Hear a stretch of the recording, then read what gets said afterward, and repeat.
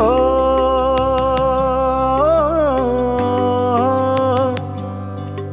ওরে দুঃখ সুখের এই দুনিয়া, স্বপ্ন ভাঙে ভালোবাসার, চারিদিকে কষ্টের পাহাড়, পাশে নাই তার কে।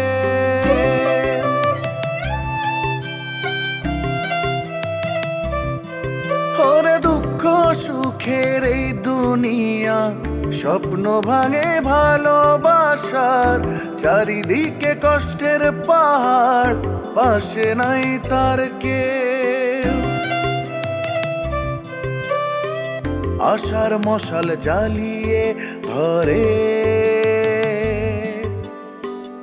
আশার মশাল জ্বালিয়ে ধরে, উকিল বাড়ির বউ, উকিল বাড়ির বউ, সে যে উকিল বাড়ির বউ, উকিল বাড়ির বউ। না, ওরা নাকি জমজ, এই জন্য একই সাথে কথা বলে, আর একজনের আঘাত করলে আরেকজন ব্যথা পায়। ব্যাপারটা খুব জটিল না? কিরে ব্যাক করলে মতো আসোস কেন? জটিল না বিষয়টা? আরে রাখ বেটা, ওরা পার্টনার হেডকোয়ার্টার, ওরা মোটেও সমজ না। মাইয়া যদি গোল্লায় যায় তাহলে যাবে তোমার কারণে, তোমার দায়িত্ব সবকিছু, তখন কিন্তু আমার কোনো দোষ দিতে পারবে না। আমি আপনারে কোনো দোষ দিব না। ঠিক আছে তুই যাই কর, কিন্তু তোর মানিজ্যতার কথাটা তুই ভুলে যাইস না। যার সংসারে শান্তি নষ্ট হয়ে গেছে, তার মান সম্মান থাকবে কি আর না থাকবে কি? কেমন আছেন দুবাই বাবু? ফ্রেঞ্চ, তোমার ছেলেকে চিনিস নাকি? এই, আপনার নাম কি দুবাই বাবু? মানে আপনি কি দুবাই থাকতেন নাকি?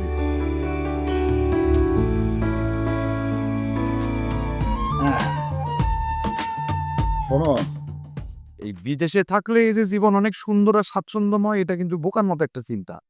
বিদেশে তুমি যেই পরিচয় যেই চরিত্রেই থাকো না কেন, থাকতো একটু খয়রাতির মতো। তবে একটা ব্যাপার আমি খেয়াল করছি, বিদেশে যে উকিল, এই উকিল পেশাটার কিন্তু অনেক মর্যাদা এবং সম্মান আছে, সঙ্গে টাকাও আছে। জাদু, তোর এই ভ্রমণ বিষয়ক লেকচার আমাদেরকে কেন শোনাচ্ছিস আমি বুঝতে পারছি না। তোর এই ভ্রমণ বিষয়ক লেকচার শুনে আমাদের কি হবে? দিদা ভাই, তোমার এক পা গেছে গা কবরে, আরেক পা এখনো দুনিয়া আছে, ওইটাও যা যায় অবস্থা। এইরকম একটা মানুষ এখনো কথা বোঝে নাই, এটা আমার বিশ্বাস করা লাগবে?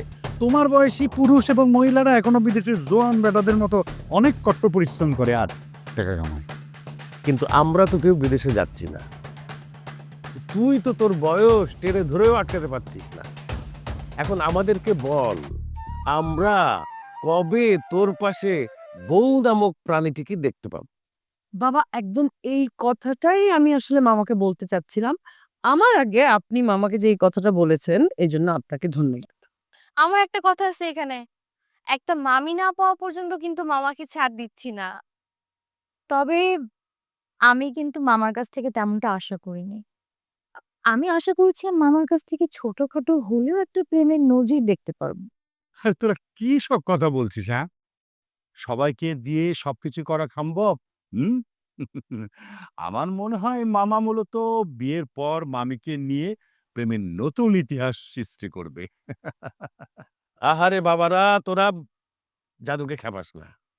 দেখা যাবে যে কোনো দিন যে কোনো মুহূর্তে একটা বউ নিয়ে এসে হাজির হয়ে গেছে।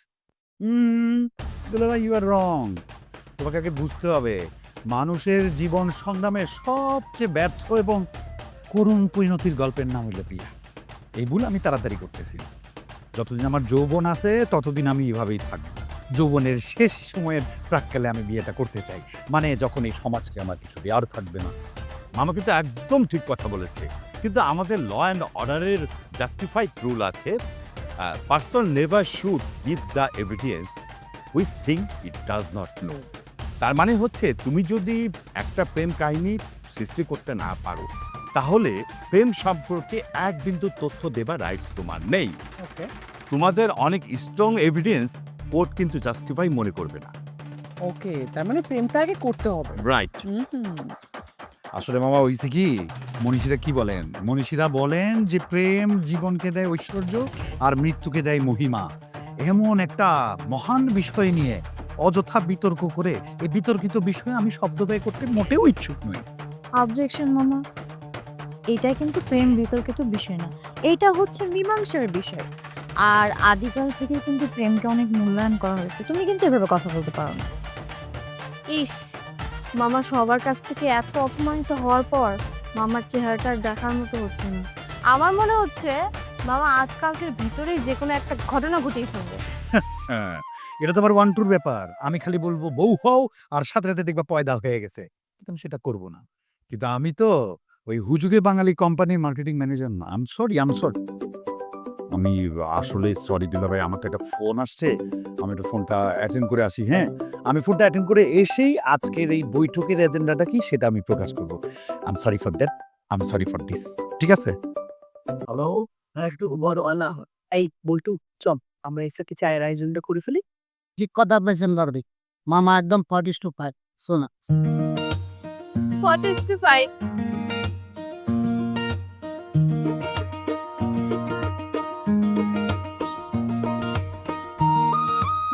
রানী, বলো। কই দেখ না, এটা সোহানের নাম্বার না? না তো, এটা তো সুজন ভাইয়ের নাম্বার। একটু সোহানের নাম্বারটা বাইর করে দে। আজকাল না চোখে একটু ঝাপসা দেখি। তো তোমার একটা চশমা নিতে কি সমস্যা হয়? আর তুমি নাম্বার দিয়ে কি করবা? আরে বাবা, নাম্বার দিয়ে কি করবো, কথা বলবো। আর চশমা নেওয়া যাবে পরে, তুই নাম্বারে। তোমার না ভাইয়া নিষেধ করছে ভাইয়া অফিস টাইমে কল দিতে। ওমা, এত রাত্রবেলার কিসের অফিস? আম্মা, তোমার মনে থাকে না কেন? আমাদের যখন রাত তখন দেশের বাইরে দিন হয়। তোমার এই কথার কয়বার বললে মনে থাকবে? বুঝছি, তুই নাম্বারটা বাইর করে দে।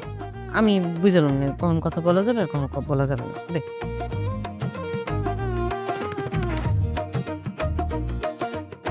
চলো।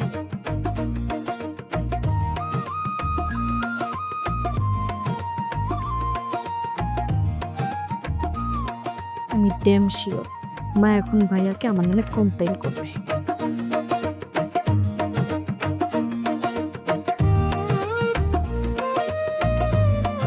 দোস্ত, তোর তো সব কিছু খুলে বললাম, এখন তুই ঠান্ডা মাথায় আমার একটা সৎ পরামর্শ দিত।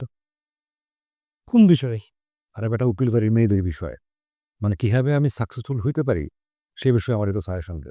আরে বেটা, তোরা তো আমি বললাম, যেহেতু মামার লগে তোর একটা লিঙ্ক আপ হয়েছে, সেই কুলু ধরো আগা। তবে সাবধান, খুব কৌশলে আগাইতে হবে বন্ধু, কারণ মনে রাখতে হবে ওরা তার ভাগ্নে। মানে সেই কৌশলটা কি? আরে বেটা, মামারে ডাইকা বাজারে নিয়ে যাবি, যাইয়া ধুমসে চা সিগারেট পান বিড়ি এগুলো খাওয়াবি। আর যদি পারস চুপে চাপে একটু ডিংসও করাবি। আরে না, মামা ওই পান বিড়ি সিগারেট এগুলো কিছুই খায় না। একবার বলছিলাম যে খাবার দাবার ড্রিঙ্কস বিশাল আপনি বলছিলাম, খায় না। কস কি হাওয়াই তো তাইলে দেখি একবারে কেরাসিন টাইপের পাবলিক। না, তারপরেও মামা কিন্তু মানুষ হিসেবে খুব মজার আছে, মানে একটু কমেডিয়ান টাইপের, আর সে ঘুরতে খুব পছন্দ করে। বাস, তাহলে তো পাইছি বেটা, আর কোনো চিন্তাই নেই। মামারে তোর বাইক আছে না? এই বাইকে কইরা মামারে লইয়া যাবে, অনেক দূরে ঘুরতে যাবি, সারাদিন ঘোরাফেরা করবি, ফুর্তি আমোদ করবি, মজা মাস্তি করবি, আর বেশি বেশি করে ফাস্টফুড খাওয়াবি। দেখবি মামা খাইতে খাইতে তোর ভক্ত হয়ে গেছে। ব্যাস। না, সেই পথে আগে গেছি, ঠিক আছে।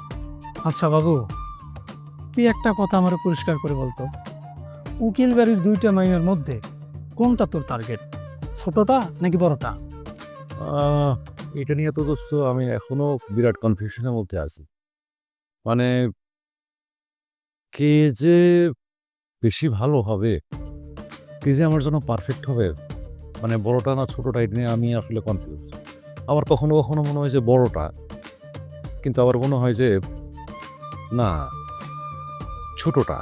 তার কারণটা হচ্ছে মানে বড়টা একটু চাপা স্বভাবের, হ্যাঁ, কথা একটু বোধহয় কম বলে আর কি। এই জন্য মনে হয় যে বড়টা, কিন্তু আবার মনে হয় যে না, এরকম চাপা স্বভাবের মেয়েরা তো এদেরকে তো সামলানো খুবই কঠিন। আবার কখনো কখনো মনে হয় ছোটটা, তার কারণ হচ্ছে ছোটটা মনে হয় যে তার বেশি কথা বলার টেন্ডেন্সি আছে, কিন্তু আবার এই ধরনের মেয়েও তো আসলে আমার খুব বেশি পছন্দ না। এই জন্য বড়টা না ছোটটা আমি আসলে ঠিক ডিসাইড করতে পারতেছি না। তার মানে তুই এখনো ডিসিশনই নিতে পারস নাই কার সাথে তোর প্রেমের তরিটা বসাবি। তখন আমার বোঝা হয়ে গেছে দোস্ত, যে তোর প্রেমের যে কি অবস্থা হবে। জায়গা আমার না না না, ভয় না, তুই জরুরি কাজ আছে। আরে কি কাজ আবার? তারা এই ফোনটা চার্জ হোক, ফোনে আছে দেখান।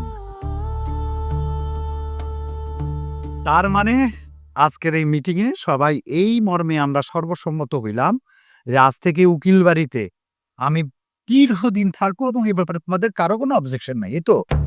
আমার আছে, আমারও আছে। জলদি বলে ফেল, কারণ আমি আগে তেতো পরে মিঠা এই প্রবাদে বিশ্বাসী। ব্যাচেলর হিসেবে মামা কতদিন এই বাড়িতে থাকবে সেটা আমাদের আগে জানতে হবে। সময় মতো সবই জানাবো, কিন্তু তোদের এই যে কোরাস যে ডায়লগ থ্রো করিস, এটা রপ্ত করার জন্য তোরা কি পরিমাণ প্র্যাকটিস করিস সেটা নিয়ে কিন্তু একটা গবেষণা করতে হবে। দুলা ভাই প্লিজ নোট ইট, ওদের আচরণ কিন্তু সন্দেহজনক আমার কাছে, তাই মনে হচ্ছে। তোর এই সারপ্রাইজ দেবার আগে এই যে ক্যানভাসারদের মতো এই বকবকানি তুই করবি এটা জানলে আমি অনেক আগে এই মিটিং বলতে ঘোষণা করতাম। এখন দয়া করে তুই কি তোর এই সারপ্রাইজটা কি কচুর সারপ্রাইজ তুই শোনাবি, একটু বলবি? এত তাড়াতাড়ি ক্ষেপলে তো হবে না, গুড নিউজগুলো সবার শেষে অথবা একটু দেরিতে শুনতে হয়, তোমার একটু ধৈর্য দরকার। আর এই গুড নিউজ তো শুধু আমার একার না, এটা এই উকিল বাড়ির প্রত্যেকটা মানুষের পক্ষে। দুলাভাই প্লিজ, তোমার জাদু, আমি ঘুমাবো। আচ্ছা দাদা আর একটু বসেন না, প্লিজ একটু বসেন, দেখি ফাইনালি মামা কি সারপ্রাইজ দেয়, সেটা আদেও সারপ্রাইজ কিনা। একটু বসেন। বাবা বসো না। আরে কিছুই না, আমার মনে হয় মামা শুধু শুধু আমাদের সময় নষ্ট করতে। সরি, আমি অত সস্তা না। আর তার চেয়ে বড় কথা, সামনে গিয়ে বসে আছে, সামনে দুলা ভাই। উনি সম্পর্কে আমার দুলাভাই হলো আমি যথেষ্ট ওনাকে সম্মান এবং মর্যাদা দিই। এমন একটা সম্মানিত এবং মর্যাদা দেয়া মানুষের সামনে আমি অযথা সময় নষ্ট করব? No, never. আসলে অনেক হয়েছে, এবার আমার সারপ্রাইজ দেওয়ার পালা। আমি ঢাকায় ল্যান্ড করার পরে 2 দিন কিন্তু শ্রাবণের কাছে স্টে করেছি। এই 2 দিন স্টে করে তারপর কিন্তু আমি এখানে এসেছি। এই 2 দিন স্টে করে আমি চলে আসার সময় শ্রাবণ কিন্তু আমাকে একটা ইনফরমেশন দিয়েছে, আর এই ইনফরমেশনটাই হয়েছে আমার আজকে সারপ্রাইজ। ওফো মামা, এইসব তো তুমি আগে আমাদেরকে বলেছো, নতুন কিছু বলো না। ওয়েট 2 দিন স্টে করার পর আমি ঠিক যখন রওনা করবো এখানে, তার আগ মুহূর্তে শ্রাবণ আমাকে যে ইনফরমেশনটা দিয়েছে না, সেটাই সারপ্রাইজ। কি সেটা? শ্রাবণ চাকরি ছেড়ে দিয়ে এই উকিল বাড়িতে ফরএভার মানে চিরদিনের জন্য ব্যাক করতেছে। বিষয়টা শ্রাবণ অনেক আগেই আমার সাথে শেয়ার করেছে, সুতরাং তোর এই সারপ্রাইজটা পুরাই ফ্লপ। সুপার ফ্লপ মামা। ওয়েট, এই জাদুর জীবনে কোনো ফ্লপের গল্প নেই। এই বাড়িতে শ্রাবণ যেদিন ব্যাক করবে, ও কিন্তু একা ব্যাক করবে না, সঙ্গে থাকবে একটা সুন্দরী ললনা, বরিশাল থেকে আগত সম্ভ্রান্ত চৌধুরী ফ্যামিলির কন্যা। কেমন দিলাম? Hip hip hurray, hip hip hurray. জাদু মামা জিন্দাবাদ। জাদু মামা জিন্দাবাদ, জাদু মামা জিন্দাবাদ। মানে এগুলা তো আর বলিলাম না, এখন সবাই চুপ করো, কথাবার্তা বন্ধ করো। এখন চেয়ারম্যান সাহেব যেহেতু আসছে, উনি বিচার করতে আসছে, ঠিক আছে? তো এখন যে বিষয়টা জয়নাল মিয়া, তোমাকেও এই স্বামী স্ত্রী ঝগড়া কিন্তু আজকে নতুন না, মেলা দিনের। আমি আরো পরপর 2 দিন তোমাকে ঝগড়ার এই সালিশি করছি, কিন্তু তোমার সংশোধন হবে। কি হয়েছ? না মাদ্দসাদ হইতে পারি নাই। স্বীকার করার জন্য ধন্যবাদ। তো যাই হোক, যেহেতু তোমরা আমার বিচারে এখন পর্যন্ত সংশোধন হতে পারো নাই, সে কারণে আমি আজকে চেয়ারম্যান সাহেবকে ডাকছি। তোমরা তার কাছে তোমাদের অভিযোগগুলো বলবেন, উনি তোমাদের সব কথা শুনে বিচার করে চলে যাবেন। জানাল মিয়া, সবই তো শুনলা। এখন গ্রামের লোকজন যদি তোমাকে এক ঘুরে করে দেয়, তাহলে তোমরা থাকতে পারবা, চলতে পারবা? না, তা সম্ভব না চেয়ারম্যান সাহেব, আমরা সমাজলে থাকতে হবে। তাহলে এবার বলো, তোমার বিরুদ্ধে তোমার স্ত্রীর অভিযোগটা কি? চেয়ারম্যান সাহেব, সে কি কারণে সালিশ রাখছে তারই ঠিকানা। সে যদি আমার নামে অভিযোগ দেয়, সেটা আমি যুক্তি দিয়ে খণ্ডনের চেষ্টা করব। আর সেই যুক্তি যদি আপনাদের পছন্দ না হয়, আপনারা যদি ভুয়া যুক্তি মনে করেন, তাহলে আপনারা 10 জনে মিলে যে শাস্তি দেবেন, সেটা আমি মাথা পেতে নেব। আচ্ছা, ভালো কথাই বলছো। হ্যাঁ, মানে তার কথার যথেষ্ট যুক্তি আছে। সবই তো বুঝলাম। আচ্ছা জনালের বউ, এবার তুমি আমার কটা প্রশ্ন তো দাও তো। যে আচ্ছা, কোনো বাড়তি কথা বলবে না, টু দ্য পয়েন্টে উত্তর দিবা। তোমাকে চেয়ারম্যান সাহেব যে প্রশ্ন করবে, শুধু সেইটুকুর উত্তর দিবে, ঠিক আছে? আচ্ছা জনালের বউ, ওই জনাল কি সংসারের খরচাপাতি ঠিক মতো দেয়? যে দেয়। তোমাদের ছেলেপেলে কয়টা আর ওদের বয়সই বা কত? দুইটা, একটা পোলা একটা মাইয়া। পোলার বয়স 8 আর মাইয়ার বছর 3। পোলার কি স্কুলে দিছ? হ দিছি। লেখাপড়া করার ঠিক মতো দেয় না? যে দেয়।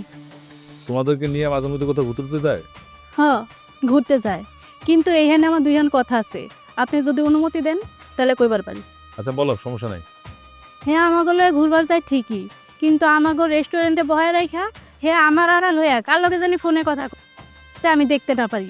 আমি যে একটা মানুষ এই চিন্তা তার মাথার মধ্যে থাকেই না। মানে মোবাইলে কথা বলে, কার সাথে কথা বলে তুমি কোনো আজ করতে পারছো? যার লগে তার মহাব্বত চলতেছে তার লগে।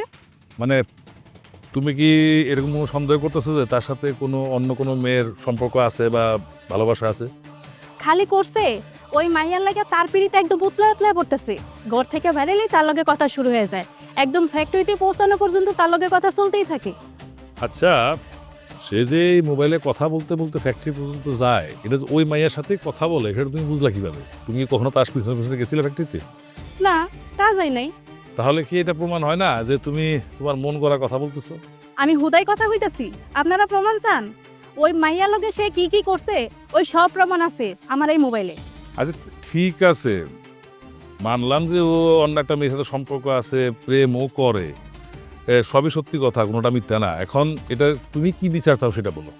আমি আর তার সংসার করুম না। আমার দেনা পাওনা সবকিছু বুঝাই দিয়া আমাদের তার থেকে বিদায় দেওয়ানোর ব্যবস্থা করেন। এটা কি কইলা? তোমার সংসারে এত বড় বড় দুটো বাচ্চা থাকতে তোমার কাছে ডিভোর্স নিতে চাও? হ চাই। এই ভেজাইলা সংসারে থাকুন এসে নিজের বাপের বাড়িতে যায় মানুষের বাড়িতে কাম করে খাওয়া অনেক ভালো। এই সংসারে থাইকা জীবনটা একদম ফানা ফানা হয়ে যাইতেছে। চমৎকার, ভালো কথা বলছো। তো জানাল মিয়া, তুমি কি চাও বলো? চেয়ারম্যান সাহেব, আমি কোনো অপরাধ করি নাই যে সংসার ভাঙবো।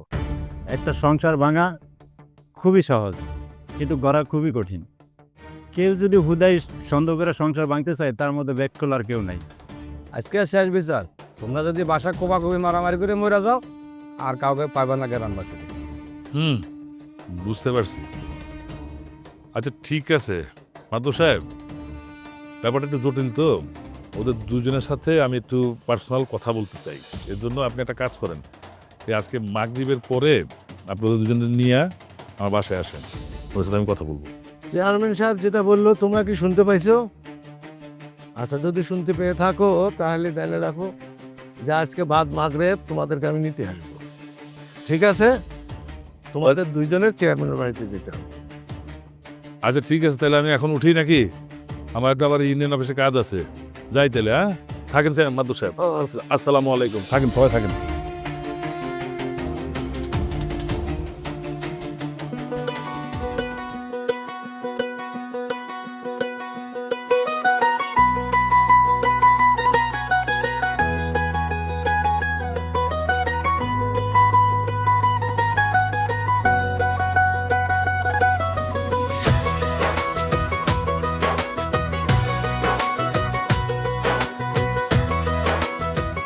আসসালামু আলাইকুম আন্টি।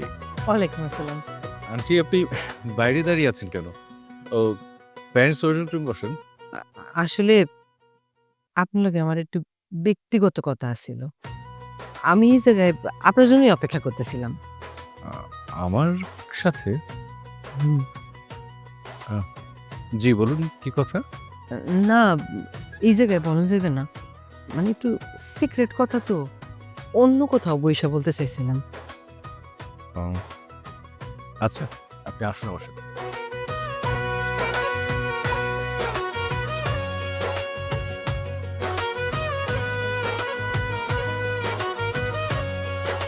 জি আন্টি। আমার মায়েদের তো অনেক দিন ধরে আপনার কাছে কোচিং করতেছে, তাই না? জি। পরে আপনার কেমন মনে হয়? কেমন লাগে মানে? আচ্ছা আচ্ছা, মানে পড়াশোনায় কেমন? ও হ্যাঁ, পড়াশোনা তো সে খুব ভালো। মানে ওকে যদি কোনো একটা সূত্র ধরিয়ে দেওয়া হয়, বাকিটাও নিজেই যেতে পারে। অন্য মেয়েদের মতো ওকে এত সময় দিতে হয় না। গুড স্টুডেন্ট, ওর ক্যাচিং পাওয়ারটা খুব ভালো। শুনে ভালো লাগলো আর কি, মন ভালো হইলো, কিন্তু সমস্যা হয়েছে কি স্যার, আজকাল ওই মোবাইলে সারাক্ষণ কি জানি যে আপনারা সেটিং না সিটিং বলে না, এগুলো করে। তারপর আস্তে আস্তে কার সাথে যেন ফোনেও কথা বলে। যখন আপনি পড়ান আর কি, হ্যাঁ, এই তখন মোবাইলে কারোর সাথে সেটিং না কি যেন বলেন না, এগুলো করতে দেখছেন?